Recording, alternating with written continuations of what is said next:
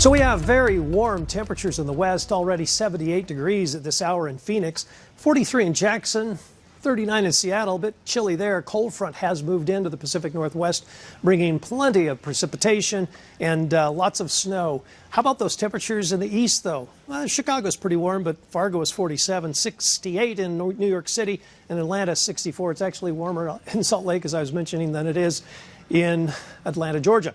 Beautiful view of the Pine Valleys and St. George. The trees are starting to get their leaves. I mean, it is April, right? We'll probably see some fruit trees starting to flower as well in a lot of places. Even in the Wasatch Front, I saw well, let's look at the temperature first. 62 degrees with 37% humidity in St. George. We are 68. I did see the aspen trees were beginning to pollinate. Okay, so a couple of things. Two things I need to say about that. One is it's actually warmed up enough that the pollens are starting to come out. The aspens are pollinating, other trees are pollinating. That means those of you who are allergic to trees are going to start feeling that very quickly. And we should see some pretty good winds associated with this storm coming up. This is a major storm in the Olympic Mountains and up towards the mountains of British Columbia, but not so much in the Cascades, though it is moving inland at a fairly slow rate. This is Wednesday, 11 a.m. It's a cloud storm tomorrow out ahead of the main cold front, so we'll see a lot of clouds, and then a cold front will set up to the northwest of Salt Lake City at 10 p.m. on Wednesday. Very strong southerly winds. You can see that flow coming out of the south, so very windy across Utah tomorrow.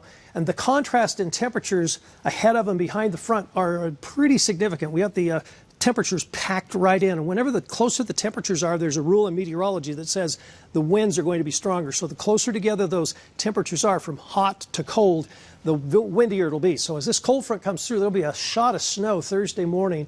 Probably start as rain in the valley and then mix with and turn to snow on the benches. Maybe an inch or two on the benches, especially east bench areas. And you can see very cold, but it's fast. It moves through. So by Friday, we're moving into Colorado. And by Saturday and Sunday, another ridge comes in. This is warm weather.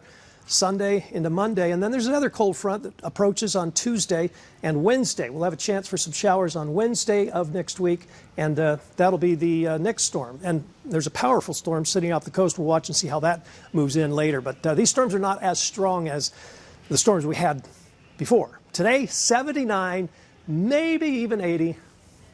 15 to 25 miles an hour south winds, gusting even higher in some areas. 70s to near 80 in the north, 89, maybe 90 in St. George. We're talking very warm.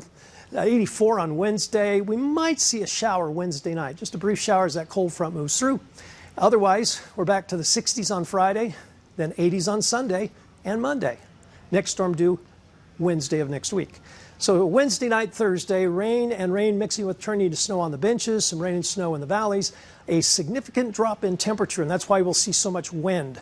Might even see some wind advisories, might even some high wind warnings.